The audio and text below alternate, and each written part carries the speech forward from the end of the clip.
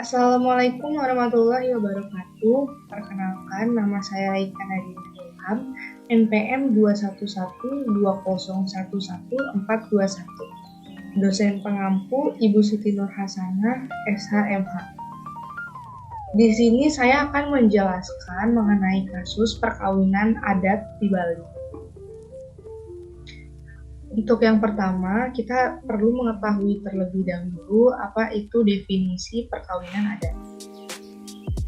Perkawinan adat merupakan suatu upacara perkawinan yang dibentuk, ditata, dan dilaksanakan didasarkan aturan adat yang berlaku dalam setiap lingkungan masyarakat adat. Suatu perkawinan dapat disebut sebagai perkawinan adat manakala perkawinan itu telah memenuhi dan dilaksanakan menurut aturan-aturan adat. Perkawinan nyentana atau nyugurin. Nyentana atau nyugurin adalah istilah dalam perkawinan adat di Bali, di mana mempelai laki-laki tinggal di rumah mempelai perempuan dan statusnya berubah menjadi pradana atau berstatus perempuan pada perkawinan biasa, atau pihak perempuan ke rumah laki-laki. Atau dapat dikatakan bentuk perkawinan berdasarkan perubahan status purusa menjadi pradana. Jadi mempelai perempuan sebagai purusa, sedangkan mempelai laki-laki sebagai pradana. Anak perempuan yang dirubah statusnya menjadi anak laki-laki disebut dengan sentana rajen. Anak perempuan yang kerajengan sentana dikucurkan statusnya menjadi penerus keturunan atau purusa. Dalam kitab Manawa Dharma Sastra 9/127, sentana rajek dikenal sebagai istilah putrika, yang artinya berkedudukan sama dengan laki-laki sebagai penerus keturunan dan ahli waris terhadap harta orang tuanya.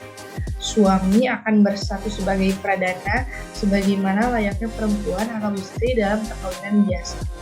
Keistimewaan hukum adat kekeluargaan khususnya bagi masyarakat Bali adalah mengusahakan pihak yang memegang tanggung jawab atas sanggah atau tempat ibadah keluarga secara turun-temurun adalah keturunan laki-laki.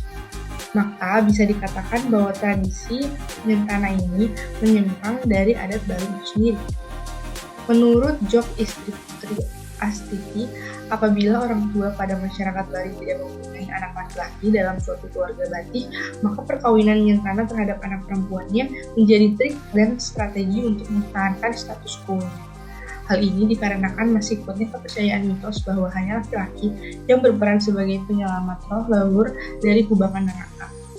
Perkawinan nyentana atau nyembuhin merupakan penyimpangan dari perkawinan umum dilaksanakan di Bali. Perkawinan ini bertujuan untuk melanjutkan garis keturunan dari pihak perempuan. Nantinya, anak yang lahir dari perkawinan nyentana akan mengikuti garis ibu sehingga anak berhak memakai nama keluarga ibunya. Adapun proses perkawinan ini memerlukan syarat dan proses sebagai berikut. Yang pertama, dihadiri oleh kedua mempelai. Yang kedua, dihadiri oleh keluarga masing-masing pihak. Yang ketiga, kepala adat mempersilahkan pemangku adat untuk memberikan upacara memperas. Yang keempat, kepala adat mengumumkan ke masyarakat. Yang kelima, suami tinggal di tempat istri menjadi sentana raja. Berlangsungnya proses perkawinan ini menjadikan perkawinan sah secara hukum. Selanjutnya adalah permasalahan atau kasus yang ada di dalam masyarakat. Sebagian daerah di Bali menerima jika laki-laki menjadi sentana atau nyentana. Namun, sebagian lagi di daerah Bali belum lazim menerima anak laki-laki nyentana.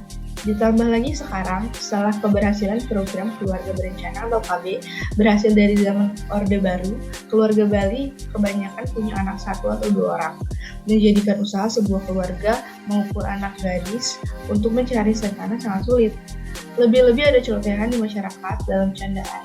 Jika menjadi sentana, laki-laki ada di bawah pihak perempuan. Sering kata-kata dalam candaan seperti itu menjadi pertimbangan pihak laki-laki dan keluarganya untuk nyentana.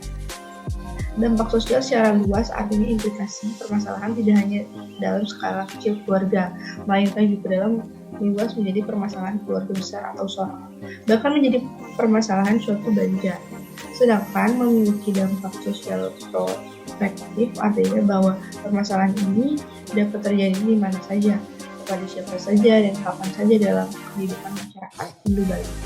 Selain itu, implikasi nyata lainnya yang harus dipahami dalam menghadapi buntunya pelaksanaan perkawinan akibat terjadi permasalahan yang mana antara lain tidak memiliki keturunan baik berkaitan dengan warisan atau penerus kewajiban di Banjar. Yang kedua, dapat melahirkan keturunan tanpa adanya suatu perkawinan yang mana diyakini akan melahirkan keturunan yang lepek, cuntaka, atau aib. Yang ketiga, memicu hal yang tidak diinginkan, misalnya pasangan memutuskan untuk bunuh diri bersama atau kabur meninggalkan rumah untuk selamanya. Yang keempat, menimbulkan pandangan buruk terhadap keluarga kedua belah pihak, laki-laki dan perempuan di lingkungan masyarakat sekitar. Mungkin itu materi yang telah saya sampaikan, semoga dapat bermanfaat. Sekian dari saya, terima kasih. Wassalamualaikum warahmatullahi wabarakatuh.